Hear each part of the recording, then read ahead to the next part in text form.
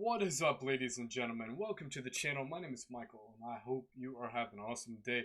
So change my setup a little bit. Let me know what you guys think. If it's a little too clustered, not my ideal setup of things, kind of forced my hand a little bit, so I had to switch this out. So wanted to check it out, see if it's something you guys like, or if the other setup is better. That being said, it's more so kind of the lighting and the visuals and distractions and whatnot, so please let me know about that. But we got Attero Dominatus, the Battle of Berlin, Sabaton History. Drop a like, subscribe. Let's go. I'm Indy Nidell. And I'm Pat from Sabaton, and this is Sabaton History.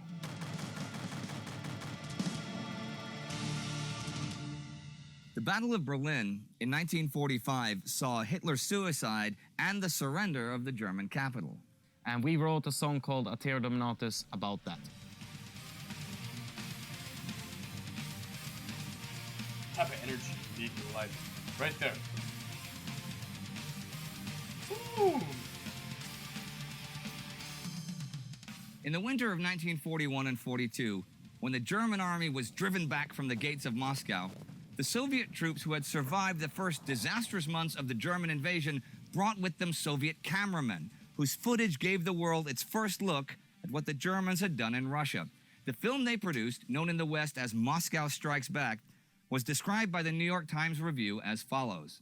The villages are not villages, but charred honeycombs of little low walls that once were houses, schools, or even cathedrals. But infinitely more terrible are the charnel heaps of twisted grotesques that no longer resemble human beings, the naked and slaughtered children stretched out in ghastly rows, the youths dangling limply in the cold from gallows that were rickety but strong enough. Among them wander the living mothers, their faces set in friezes of grief, and sometimes a Red Army soldier gazing on the broken bodies with a silence like flame.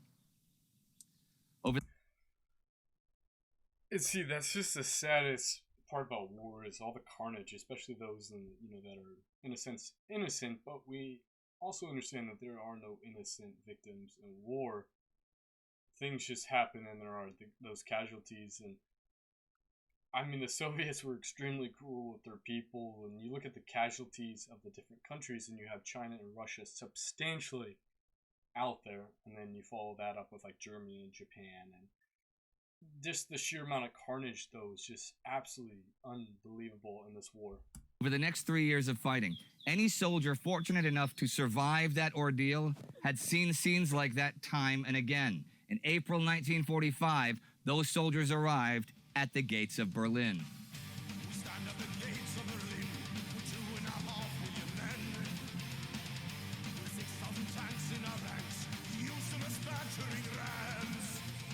By the beginning of that year, Western and Soviet armies were converging on Germany. For the past 3.5 years, though, the main brunt of the fighting had been borne by the Soviet Red Army.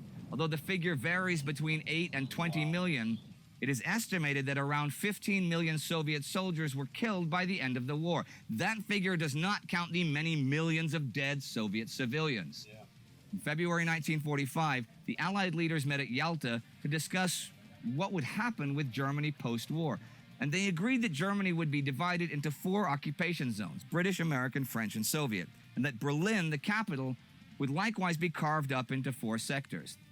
Despite this, and as the victorious outcome of the war began to appear more and more certain, mistrust between the Allies had begun to grow, and military leaders on both sides feared that words on paper would mean little without boots on the ground to back them up.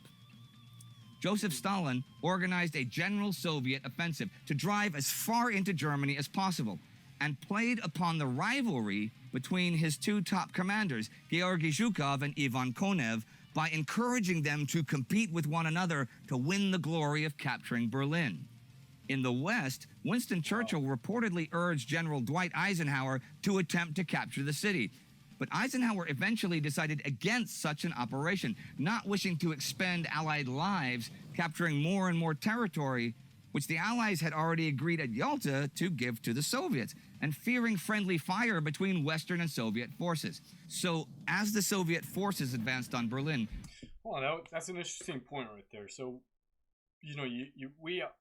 most people, if you're watching this video, you probably know the iconic flag of, the Soviet, flag being stationed in Berlin. You had the soldier going, and posting the flag. It's like a famous scene in Call of Duty. And we look at that and we look at the carnage. And that's a good point to talk about, is the fact that, the Soviets were so determined, which we know they were, to basically have another war. It was, at this point in time, Dwight made a really smart move by not continuing to push, and obviously that's a hindsight decision because we saw the carnage and what happened in Germany with the the Eastern Germany and the communistic side and what happened after that. But at that moment in time, the Soviets probably would have continued the friendly fire aspect. They would have continued to push. They would have continued to be aggro and aggressive because you look at what Patton did. Patton wanted to rearm the German army and go after the Soviets, and he magically was in a car crash and died. So that's some interesting points right there. Eisenhower ordered the Western armies to halt on the Elbe and Mulde rivers and focus on mopping up the remaining German forces on their northern and southern flanks. The German army in 1945 was by now a shadow of its former self, reduced in part to old men and boys. Nevertheless, they fought on, each for his own reasons. What can be said with certainty is that most everyone was afraid of the Russians, afraid of what would happen to them in Russian captivity, and afraid of what would happen to their families once the Russians were given the opportunity for revenge. Those veterans remaining from the campaigns in the East who had seen and perhaps taken part in the atrocities there had little reason to doubt the rumors of impending Soviet vengeance. Absolutely.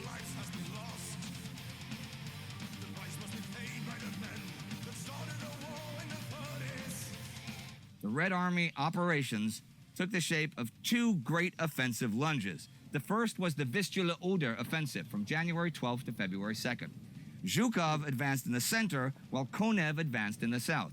Following this, Soviet forces moved rapidly across Poland until they halted along the lines of the Oder and Nisse rivers, with bridgeheads established across the Oder some 70 kilometers east of Berlin. Although the city was undefended at this time, Zhukov gave the order to halt, as his northern flank was threatened by the German Second Army.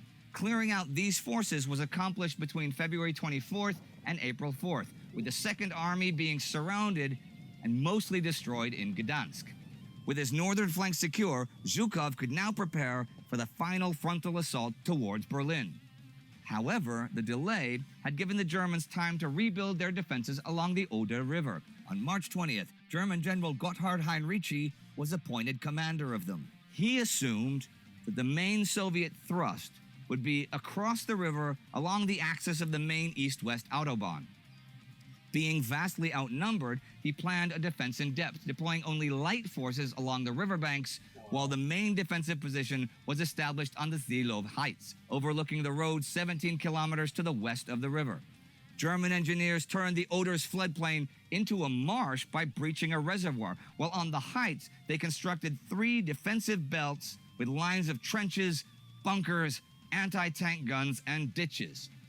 As expected, Zhukov concentrated his attack on the section of the line opposite the Zilov Heights, but the overall redeployment left gaps in the Soviet lines, allowing what little remained of the German Second Army to escape to the west. The Red Army forces had between them 2.5 million men, 6,000 tanks, and over 7,500 aircraft. They were opposed by about 760,000 Germans of Army Group Vistula in the north and Army Group Center in the south, with about 1,500 tanks and 2,200 aircraft between them. The Berlin strategic offensive began April 16th with a massive artillery barrage against the German positions.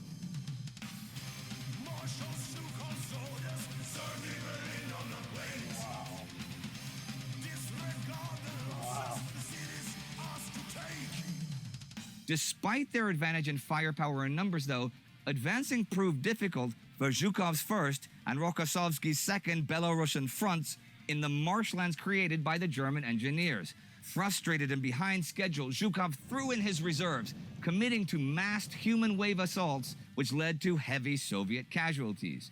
Meanwhile, Konev's first Ukrainian front had made progress in the south against weaker opposition by Army Group Center. and following the capture of Forst on April 18th, the remaining elements of the German 9th and 4th Panzer Armies defending the Zilov Heights were forced to withdraw or risk being outflanked from the south. But their withdrawal left the way open for Zhukov, who now moved to trap the German forces in a pincer movement with Konev's front. As for the Western Allies, they had halted on the Elbe River. Thanks to captured documents, the Germans knew that they were unlikely to advance any further in the immediate future. Hitler ordered General Walter Wenck's 12th Army, currently fighting the Americans, to head east to link up with the 9th Army as it retreated west, after which the two armies together would relieve Berlin. However, by April 23rd, the 9th Army had been completely cut off, as we saw in the episode Hearts of Iron about Walter Wenck. And by the 24th, the encirclement of Berlin was complete. Wenck chose to force open a corridor which would allow the breakout of the 9th Army and the evacuation of civilians from the city, then to make for the western lines with as many civilians as they could bring with them and surrender to the Americans. On April 22nd, Hitler had ordered General Helmut Weidling to be shot for allegedly retreating from the enemy. As it turned, Whoa, crazy times to say the least. I mean, this is the epitome of like the end of the war, and this is what caused all we've seen in the past, 70 plus years. And the communist aspect and, people retreating, and this is kind of where my family heritage comes in, is, I have family members that are East German, and I have family members that are West German. And there's a substantial difference in what they have seen, in their behaviors, and who they are as individuals, and just kind of their personalities. In my family, the majority of my family was on the Western side. And they were able to come out, and I mean, it's true what the history says, that they really did not want to be around the Russians because the Russians were extremely brutal. Like some of the stories I've heard growing up about some of what the Russians did, just absolutely horrific. turned out Weidling had not in fact retreated, and when he showed up at the Führer bunker to tell Adolf Hitler that much, Hitler was apparently impressed, and the next day he appointed Weidling as the commander of the Berlin Defense Zone. Weidling had under his command a motley assortment of approximately 45,000 Wehrmacht and Waffen-SS troops, 40,000 Volkssturm militia, and various other units formed from the Hitler Jugend and local police. They were surrounded by around 1.5 million Soviet troops. The result was 9 days of brutal house-to-house fighting, during which the German forces, though massively outnumbered and also outgunned, still managed to inflict heavy casualties on the Soviet attackers. The two Soviet fronts attacking Berlin, having collaborated to achieve the encirclement, promptly resumed their competition with renewed vigor, each fighting to reach the city center before the other. Adolf Hitler, having chosen to remain in the city rather than flee, committed suicide on April 30th. General Wilding ordered the remainder of the garrison to attempt to break out towards their western front lines. A handful would successfully surrender to the Allies, while the majority were killed or captured by the Soviets. On May the 2nd, General Wilding ordered those units who remained in the city of Berlin to surrender, and he surrendered to Soviet General Vasily Chuikov, in person and in writing, that morning. Chuikov's 8th Guards Army was part of Zhukov's 1st Belarusian Front.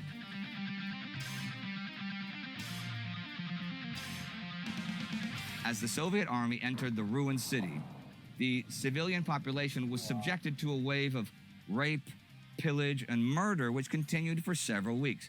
While the exact figures are far from certain, it is believed that civilian deaths exceeded 125,000, though the extent to which these figures were attributable to what would today be called collateral damage rather than simple murder cannot be determined. Additionally, approximately 100,000 women were raped in Berlin out of approximately 2 million raped in the entire country during the final 6 months of the war. On the other hand, it should be noted that under the direction of Zhukov, efforts were made both during and after the battle to ensure that the civilian population of the city was provided for and that vital services were restored. German military deaths in the course of the whole operation totaled around 100,000, while the Soviets suffered approximately 80,000 killed and an additional 280,000 wounded. The end of the Battle of Berlin was shortly followed by Germany's unconditional surrender.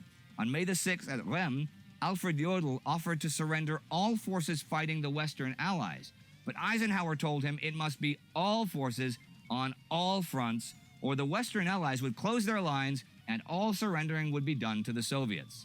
Admiral Karl Dönitz, leader of Germany after Hitler's death, authorized that, and just after midnight, Jodl signed it. The next day, German representatives went to Berlin and signed another surrender in front of Zhukov, whose army had won the race to Berlin. Ironically, however, Konev would have the last laugh. The glory of Zhukov's many victories turned out to be too much for Stalin's taste, and within a year, Zhukov had been banished from Moscow, first to command the Odessa district and then the Urals district, though he would be rehabilitated after the death of Stalin. Konev, meanwhile, enjoyed a long, successful, and uninterrupted career. The Western Allies, despite having occupied more of Germany than their Yalta allocations, chose to honor the agreement and withdraw to the agreed-upon boundaries. And in turn, Soviet Union would allow them to occupy their assigned portions of Berlin. Berlin becomes a city of darkness as all around. Sheesh. Crazy to learn about, you know, in depth.